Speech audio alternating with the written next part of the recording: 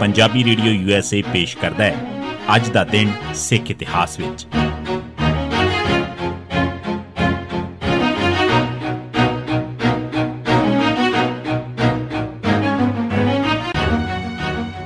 सिख इतिहास दीआं घटनावां च 10 सितंबर दा दिन 1758 अदीना बेग मरिया।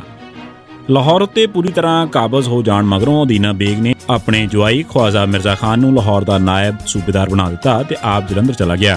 अदीना बेग ने सरहद की सूबेदारी सदीकी बेग नूं सौंप दी। हुण एहसान फरामोश अदीना बेग ने सिखां उत्ते एक होर वड्डा हमला करन दी योजना बनाई। उस कोल सिर्फ 10-12 हज़ार फौज सी। उसने सिखां नूं खत्म करन वास्ते गखड़, जंजुआ, वड़ैच, रंधावा ते कैब इलाके के जट्टां, पठाणा ते डोगरियां दी 15,000 नवीं फौज भर्ती की। इस फौज ने दीवान हीरामल ते जंडियाला के आकल दास, हरभगत मनंजणिया के हुक्मां ते अगवाई हेठ काम करना सी।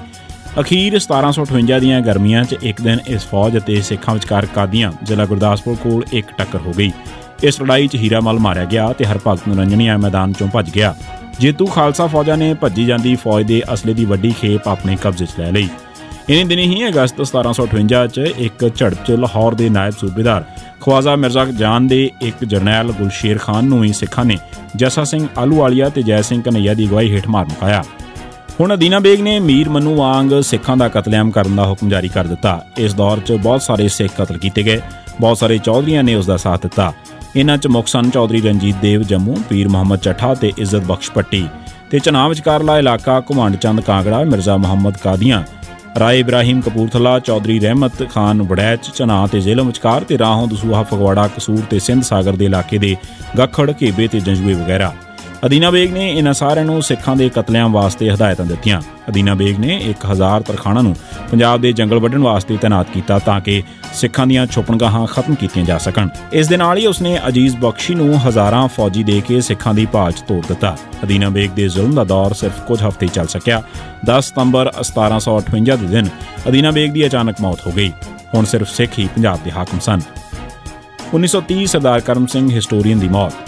मशहूर सिख हिस्टोरीयन सरदार करम सिंह 10 सितंबर 1930 के दिन चढ़ाई कर गए। सरदार करम सिंह हिस्टोरीयन ने बंदा सिंह बहादुर, महाराजा आला सिंह बारे किताबां लिखण तो इलावा भाई बलवाली जन्म साखी ते होर नुकतिਆਂ बारे बहुत खोज की ते रणजीत सिंह काल के बचे बिरदां दे बयान नोट करके सिख तवारीख की कमाल की सेवा की। 1981 चंदो कलां च पुलिस का जुल्म। 9 सितंबर के दिन कतल होए लाला जगत नारायण के कतल के संबंध च पुलिस ने पिंडरांवालिਆਂ ते भी केस दर्ज कर लिया ते उसनूं गिरफ्तार करने वास्ते पुलिस भेज दी। पिंडरांवाले उस वेले हरियाणा के पिंड चंदो कलां सन। जदों उन्होंने पता लगा कि पुलिस उन्होंने गिरफ्तार करने वास्ते आ रही है तो उत्थों निकल गए ते अपने डेरे ते चौंक मेहता पहुंच गए। पंजाब पुलिस ने जदों चंदो कलां पुज के वेख्या कि पिंडरांवाले उत्थों जा चुके हैं तो सिपाहियां ने गुस्से च आके पिंडरा मेहता जथे दीआं बसां ते कुछ होर समान नूं अग ला दित्ती। इस च गुरबाणी के गुटके ते कुछ होर धार्मिक साहित्य भी सी।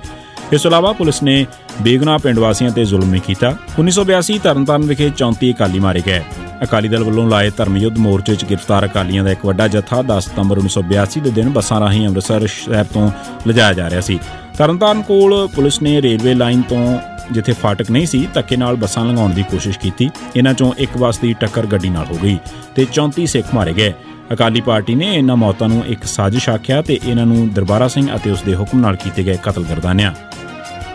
10 सितंबर 1991 के दिन पुलिस ने रणधीर सिंह मनशाइया पुत्र जरनैल सिंह वासी डब वाली रोड बठिंडा नूं एक नकली मुकाबले शहीद किया।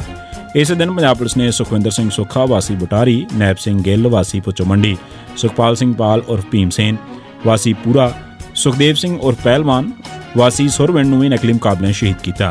10 सितंबर 1993 के दिन पुलिस ने बीर सिंह पुत्र लाल सिंह वासी मतेवाल ते गुलाब सिंह पुत्र ध्यान सिंह वासी लहरा लुधियाना नूं नकली मुकाबलिਆਂ शहीद किया।